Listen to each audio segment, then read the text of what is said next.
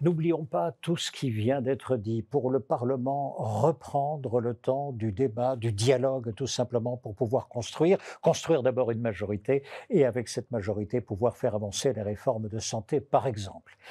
Ensuite, nous avons dit, s'agissant des territoires, pouvoir expérimenter, pouvoir s'adapter. Et Lamine Garbi a ajouté, y compris d'ailleurs la nécessité de désobéir avec discernement si c'est au profit de la population. Il faut absolument répondre ici à son besoin de santé ou à sa nécessité. Et puis enfin, nous avons vu ce que les Français en pensent. Ils disent pendant la Covid, moi, j'ai pas été trop consulté, je ne me suis pas senti, en tous les cas, concerné par les décisions qui se prenaient. Également, une notion de pédagogie, pouvoir expliquer encore tout ce système de soins qui parfois paraît très, très opaque. Voici donc ce qu'il demande. Élargissons encore, si vous le voulez bien, le spectre de nos intervenants. Convoquons autour d'une même question la mutualité française, la FHP, les patients. Chacun, bien sûr, a déjà des relations matures avec les pouvoirs publics. Qu'aurait-il à dire ensemble, confrontés à une seule et même question? Comment dynamiser le débat en santé et comment faire progresser le système de soins? Quatre personnalités autour du plateau ou bien en ligne, bien sûr. Laurent Gaza, tout d'abord, merci beaucoup d'être avec nous, directeur des affaires publiques du LEM. Le LEM, simplement, qui rassemble l'organisation professionnelle qui représente l'ensemble des laboratoires pharmaceutiques qui opèrent en France. Yannick Lucas, directeur des affaires publiques de la Mutualité française, merci beaucoup. Bastien Roux, vous êtes directeur général de la Fédération française des diabétiques. Vous occupez ce poste-là depuis 1 an. Et avec nous, en ligne, merci beaucoup d'être là, Béatrice Noëlec, directrice des relations institutionnelles de la FHP. Laurent Gaza, pour le LEM, j'ai envie de vous demander ceci. Que manque-t-il finalement pour pouvoir réformer ensemble le système de soins? Qu'est-ce qui manque? Si on écoute l'ensemble des acteurs de santé, on a l'impression qu'on converge sur les solutions. On parle énormément de dialogue, de poser les problématiques autour de la table, sans exclusive. Moi, il me semble ce qui manque aujourd'hui, c'est davantage de confiance en réalité, pour mettre en pratique véritablement cette démocratie sanitaire qu'on appelle tous de nos voeux, je crois. Moi, j'ai en tête un exemple, il y a 1 an, s'est tenu à l'Élysée une grand-messe, c'était le lancement du plan Santé Innovation 2030. Et ça procédait, alors c'était un ensemble d'annonces très fortes du président de la République, ça procédait d'un travail qui a été mené par 5 personnalités qualifiées qui ont rencontré des centaines de personnes de l'écosystème. Et leur porte-parole, en présentant leur travail, leurs recommandations, a dit: nous avons fait un voyage un peu triste dans un monde de non-coopération et de défiance. Et, tout en ayant souligné au préalable toutes les richesses de notre écosystème de santé en France, qu'il s'agisse évidemment des professionnels de santé, du réseau hospitalo-universitaire, des cliniques privées, évidemment du système assurantiel, des industries de produits de santé. Mais voilà, une non-coopération, une défiance. Alors, on a vu que le Covid, je ne veux pas anticiper, a beaucoup libéré les énergies, les initiatives, mais il y a un fond, je pense, il y a un fond de défiance, effectivement, qu'on a un peu de mal à faire voler en éclats pour mettre les problématiques autour de la Je table. reviens vers vous. Yannick Lucas, la même question, directeur des affaires publiques de la Mutualité française. Que manque-t-il pour réformer le système de soins? Pourquoi on n'y arrive pas plus vite? Alors, je vais répondre à votre question à l'envers. Allons-y. Il y a déjà un élément qui est fondamental. Vous avez souligné le fait qu'il y a une convergence un peu sur la méthode. Il y a aussi, et ce qui est quand même un atout qui vient d'être dit quelques minutes avant, il y a quand même un consensus au niveau de la société sur le fait que la manière dont fonctionne notre système de soins fait consensus. Et ça, c'est quand même une base très très forte qui, à la fois au niveau des acteurs de la société civile et aussi au niveau politique, doit permettre d'avancer. Donc ça, c'est quand même un élément, je crois, qui est notable. Je suis évidemment d'accord avec tout ce qui vient de dire, et je rajouterai un tout petit peu un élément qui est au terme des moyens financiers. C'est-à-dire qu'on ne peut pas faire évoluer, réformer un système uniquement sous la contrainte financière. Et c'est un peu ce qu'on a vécu depuis quelques décennies, et je crois qu'il faut, là aussi, pouvoir se donner un peu de marge de manœuvre. On facilitera les transformations avec un peu de marge financière. Et de l'interaction? Obligés de travailler ensemble. Oui, bien sûr, mais enfin, je souscris d'accord. totalement. Je ne vais pas répéter. Bastien Roux, directeur général de la Fédération française des diabétiques, vu de votre point de vue, que manque-t-il? Qu'est-ce qui manque? C'est une Que bonne question. souhaitez-vous? C'est une Vraiment, question, prenez votre point de vue des patients. Du point de vue des patients, je pense que ce qui manque encore, même si on a fait beaucoup de progrès là-dessus, c'est d'intégrer alors je ne vais pas dire la voix des patients parce que c'est un peu un gimmick, mais une compréhension fine de ce que vivent au quotidien les personnes touchées par une maladie chronique ou les usagers en santé. On commence à développer des systèmes pour faire remonter des retours d'expérience, mais on ne s'en sert pas forcément, soit pour développer des politiques, soit pour développer des outils, des services.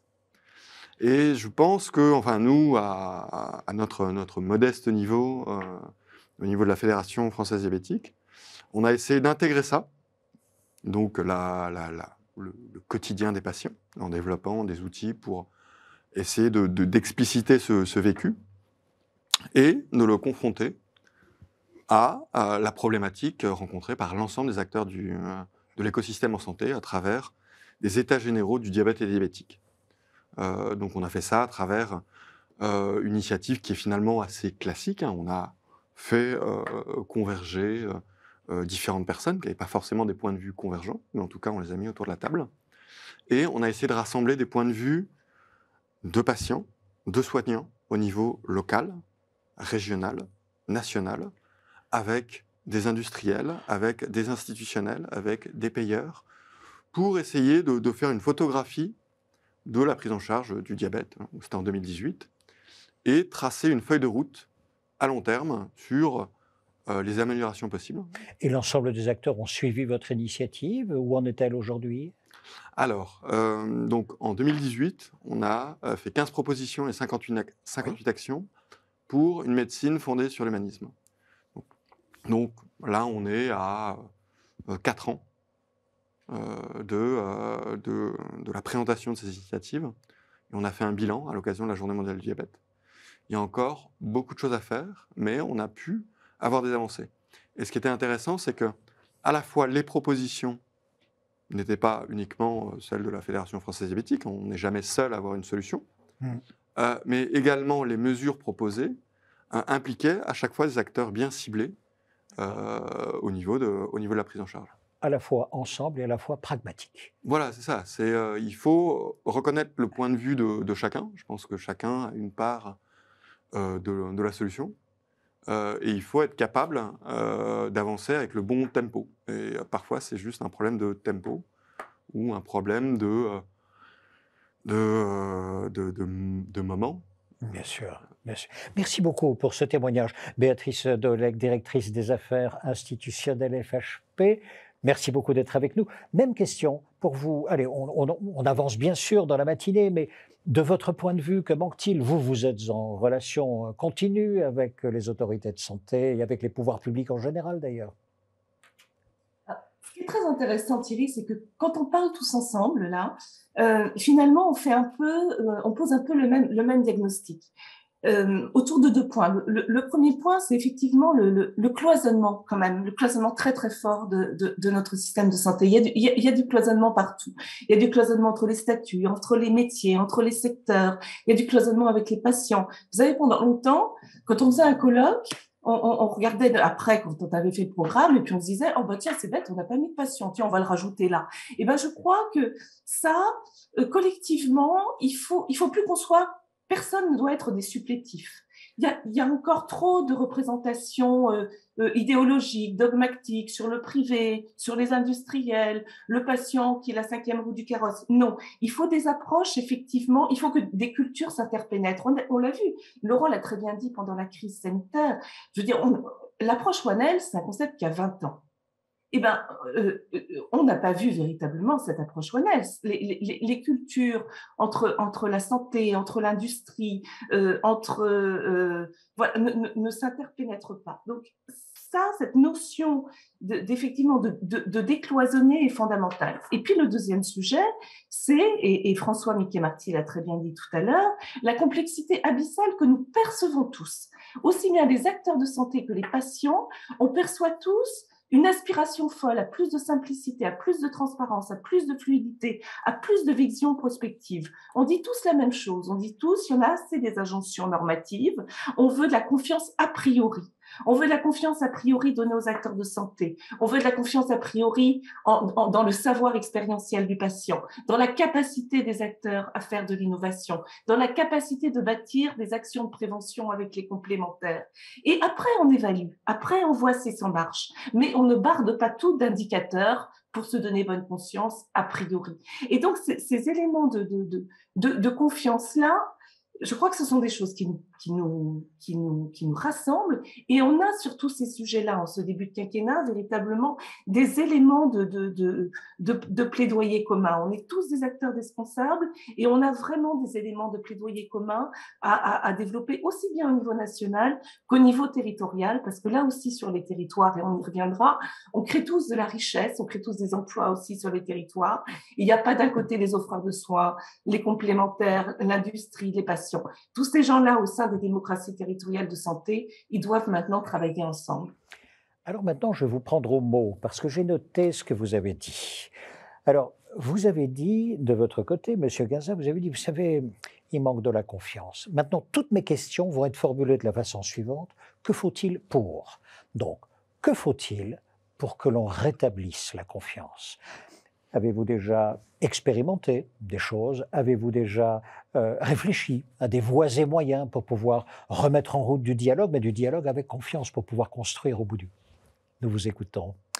On a des exemples concrets qui permettent de mobiliser, je pense, encore une fois, l'ensemble des personnes qui interviennent dans le système de santé ou dans la décision publique en santé. Je pense par exemple, avec la crise sanitaire, on a vu, je lisais tout à l'heure, se réveiller énormément d'énergie. On a vu une agilité qu'on ne soupçonnait pas en France parce qu'on était réduit à la nécessité impérative d'aller le plus rapidement possible. Et on a vu se déployer d'abord énormément de collaborations tous azimuts, public-privé, public-public, privé-privé. On a vu si je prends l'exemple de mon secteur, des grandes entreprises de médicaments qui étaient concurrentes, s'allier dans la recherche de vaccins ou de traitements pour screener tout ce qu'ils avaient dans leur paille, pour essayer de voir ce qui pouvait répondre à la nécessité de trouver le plus rapidement possible des solutions thérapeutiques. Et on a vu aussi, moi j'ai été très sensible, des concurrents se réjouir sincèrement qu'une autre entreprise que la leur ait trouvé la première, le vaccin ou le traitement. Et ça, c'était quelque chose de très nouveau. On a vu une vraie libération aussi d'initiatives dans le domaine du numérique en santé. On a vu que les solutions numériques pouvaient apporter quelque chose de fondamental à la fois pour accélérer la recherche, mais aussi pour prendre en charge. On avait un enjeu fondamental pendant la crise sanitaire. Je parle vraiment du premier choc. Le premier confinement, c'était la prise en charge des patients chroniques qui devait absolument se poursuivre. Donc, on était tous versés dans une somme abyssale d'urgence, et je pense qu'on a trouvé de véritables ressources à ce moment-là. Est-il possible de prendre le même esprit en temps de paix, si je puis dire? Je pense que c'est ce qu'on essaye tous de faire. On essaye de voir comment on peut réinventer ce qu'on a vu pendant ces quelques mois de crise très aiguë.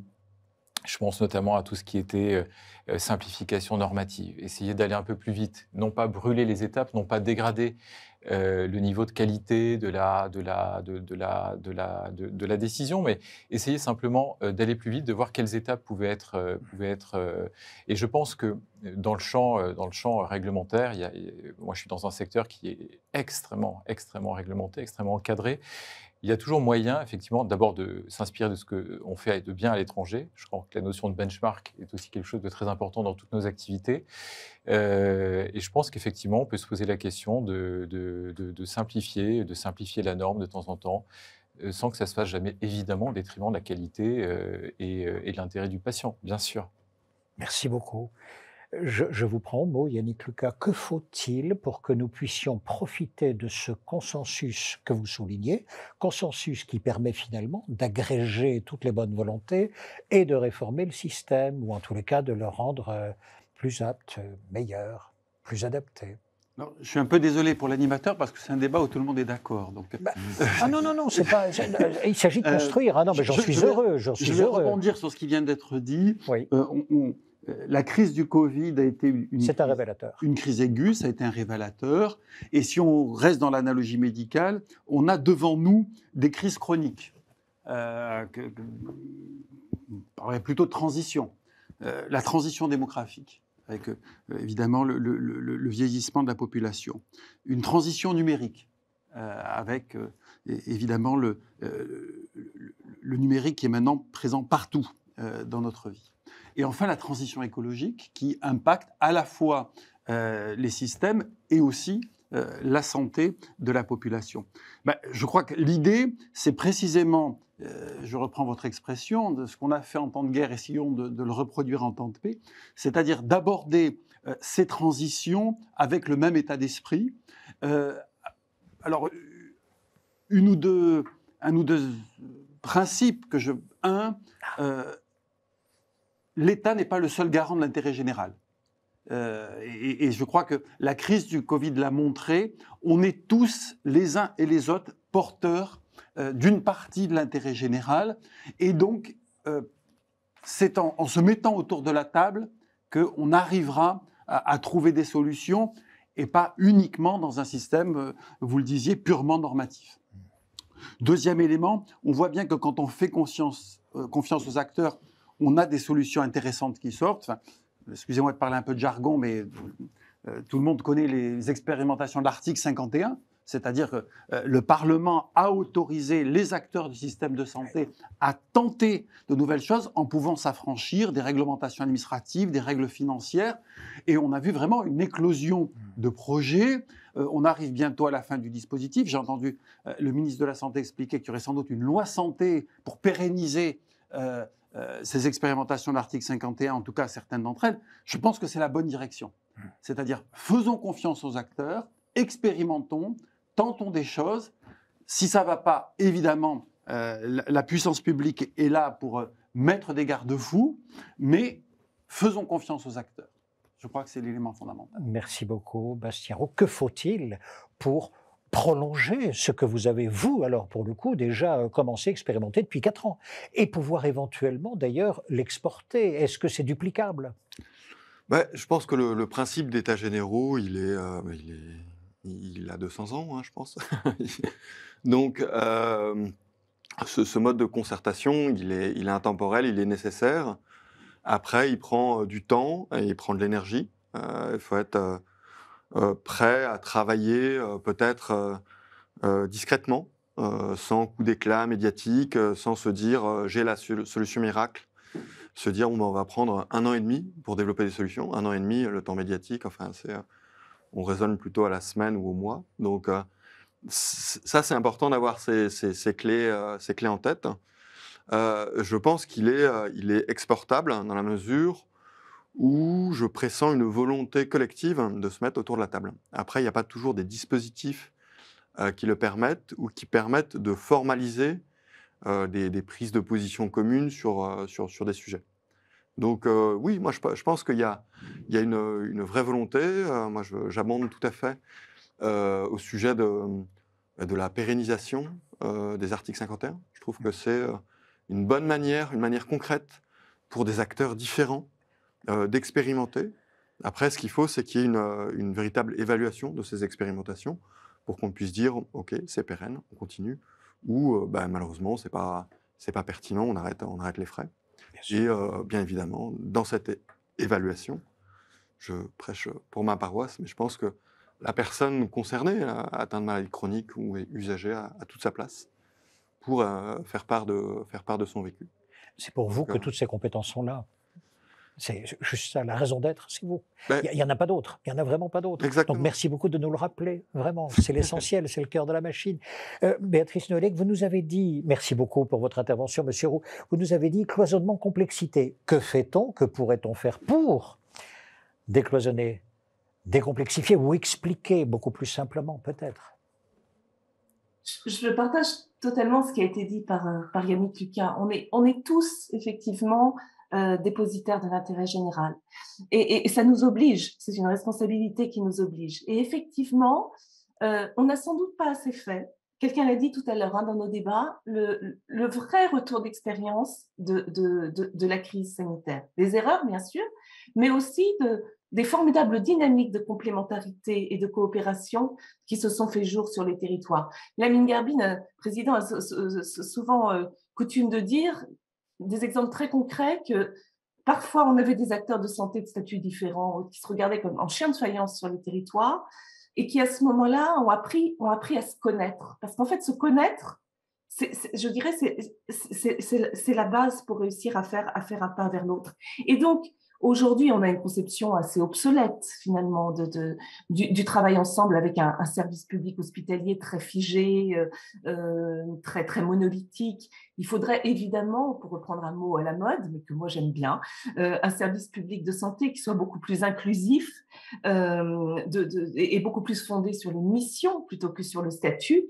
Et puis, sur les territoires, des démocraties territoriales de santé vivantes, où on est les élus, les acteurs de santé, les tutelles, les patients, et évidemment le monde de tous les acteurs de santé au sens large, et également les industriels, et qu'on puisse travailler ensemble. Je pense que, vous savez, il ne faut pas qu'on attende passivement qu'on nous mette autour de la table. Il faut qu'on soit proactif. Lamine, Garbi préside depuis 2 ans le comité des acteurs de santé du MEDEF, par exemple, qui réunit effectivement tout l'écosystème de santé. On a créé au sein de la FHP, avec les autres fédérations, un lieu de dialogue avec les 3 familles des complémentaires. On travaille évidemment beaucoup avec les acteurs de la démocratie sanitaire et de plus en plus. Il ne faut pas qu'on attende, parce que vous savez, ça arrange parfois bien tout le monde finalement, quoi qu'on en dise avec parfois plein d'angélisme.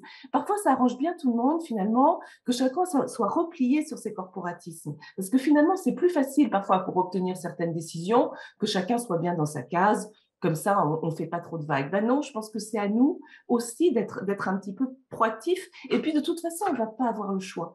Parce que, comme ça a été dit aussi à l'instant, avec les défis qui nous attendent, avec le défi de la prévention, avec les crises de demain, là, on a eu le Covid, quelle sera the next catastrophe, pour reprendre le titre d'un livre célèbre.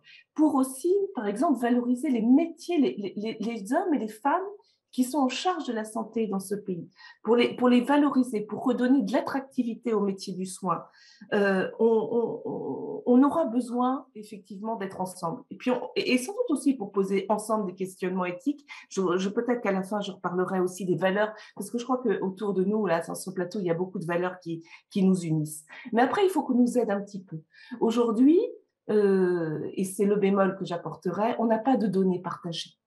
On n'a pas de données de pilotage du système ou de données épidémiologiques qui nous permettent non seulement de gérer les crises, on l'a vu pendant la crise sanitaire, de gérer les urgences, mais surtout de bâtir ensemble la prospective, de dire ensemble, voilà, à 5 ans, à 10 ans, notre système de santé, c'est celui-là, voilà quels sont les grands défis. Et si on veut nous permettre de travailler ensemble, en toute transparence aussi avec les patients, il faut qu'on ait ce corpus de données partagées. Il faut qu'on ait, je dirais, que ce ne soit pas la tour de Babel, et il faut qu'on nous donne les moyens aussi de bâtir cet avenir ensemble. Merci beaucoup, Béatrice Noëllec. Il faut que l'on ait un corpus de données partagées. Juste une réaction, je vous en prie, Monsieur Gazan. Non, oui, nécessaire. C'est évidemment fondamental. Moi, je souscris totalement à ce que vient de dire Béatrice. On a besoin d'avoir une vision partagée. Et pour ça, il faut poser un rationnel sur, effectivement, les grandes données démographiques, épidémiologiques, tout ce qui nous permet aussi d'anticiper. On a un phénomène de vieillissement de la population. On a les zoonoses, effectivement, qui sont apparues dans notre champ, même si le concept de One Health n'est pas né d'hier. Mais on a effectivement autour de nous un contexte en mutation, et on a besoin, je crois, de pouvoir se poser sur tous ces éléments de rationnel. Et puis il y a un sujet très important de pilotage. Vous l'avez mentionné tout à l'heure, Yannick, en parlant du sujet dont on a peu parlé jusqu'à présent, celui du financement, celui de la valeur. La plupart d'entre nous sont pilotés au travers d'un projet de loi de financement de la sécurité sociale qui, chaque automne, est en discussion au Parlement. Et moi, ce que j'observe avec le recul que j'ai dans ce secteur, c'est que chaque automne, avec un niveau de concertation qui malheureusement est souvent extrêmement faible, voire cette année, pour ce qui nous concerne en tout cas, il a été inexistant, on voit tous les acteurs du système qui sont engagés autour de la question du financement et de la régulation courir après les mesures qui leur ont été non pas proposées, mais imposées dans ce PLFSS.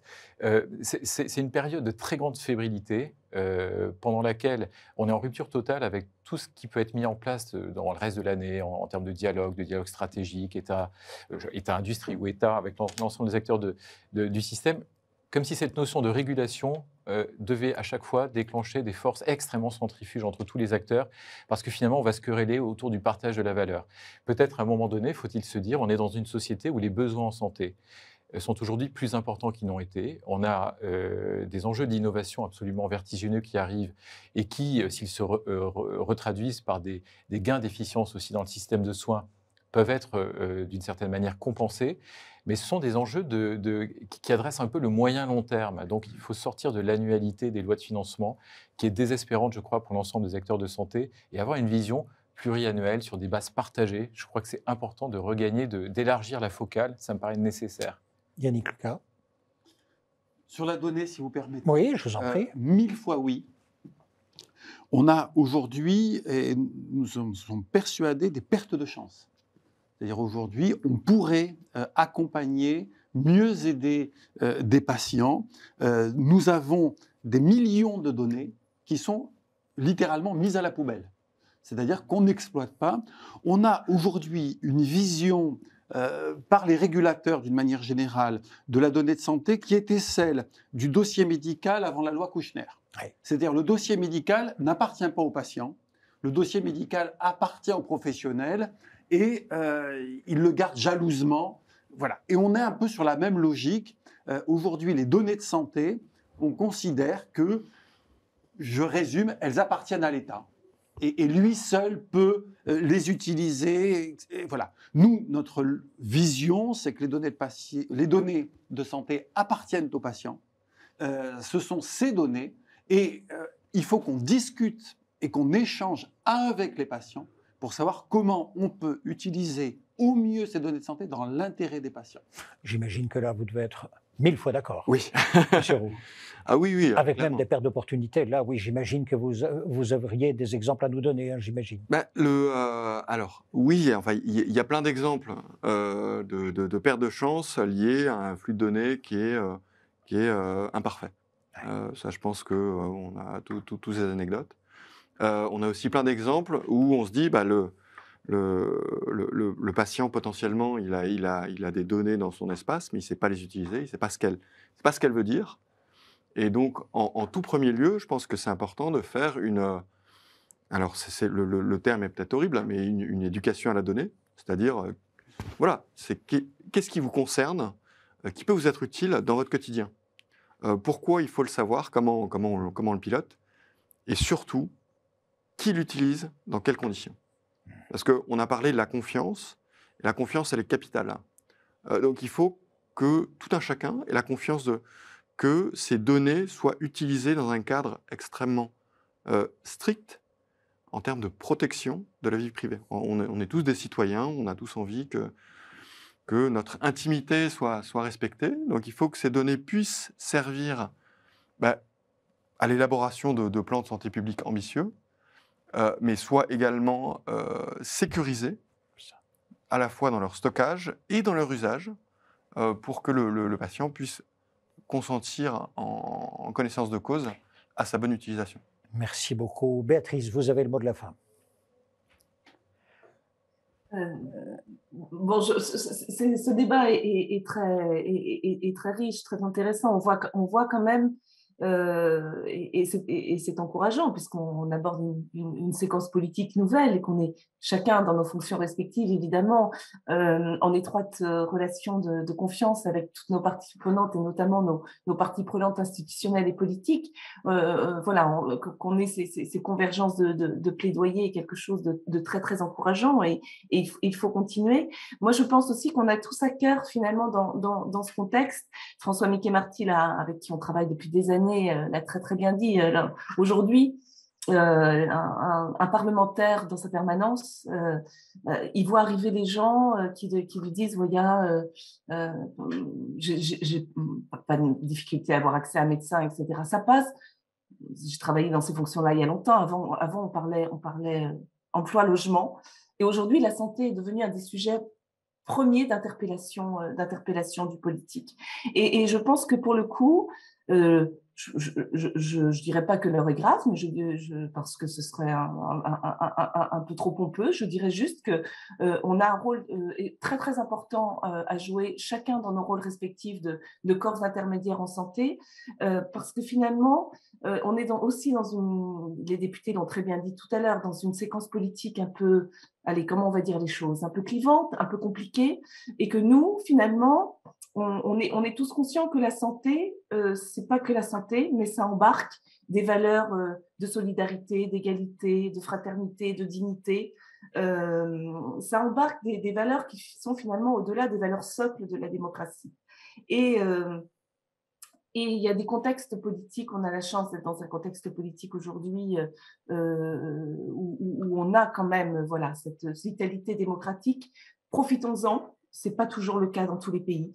Profitons-en pour être effectivement, je dirais, solide sur nos valeurs et pour être toujours effectivement dans la construction et dans la co-construction. Je ne sais plus quel parlementaire tout à l'heure a dit on compte sur les acteurs, on compte sur les associations, on compte sur toutes les familles finalement qui contribuent à la santé pour être dans la co-construction. Moi, j'ai envie de leur dire que oui, qu'ils peuvent compter sur nous parce que on ne saurait faire autrement dans aussi le contexte démocratique actuel qui nous oblige et on est très, très, très, très attendu collectivement par les citoyennes et les citoyens sur ces enjeux-là.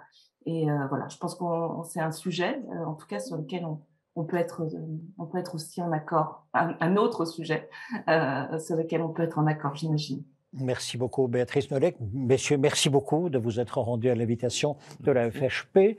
Retenons ceci, la confiance est là. Si elle n'est pas là, il faut absolument la cultiver encore, parce qu'il faut profiter de ce moment où il y a un consensus, où nous sommes tous d'accord sur le momentum, sur le kéros, comme disaient les Grecs, c'est-à-dire l'opportunité du moment pour aller renforcer, modifier le système de soins. Vous avez ajouté pouvoir échapper à la crispation et parfois aux contradictions de cette fin d'année où il y a la loi de financement sur la sécurité sociale. Et puis enfin, avez-vous dit, le partage des données, vraiment, mais qui doit s'accompagner évidemment de confiance et de sécurité.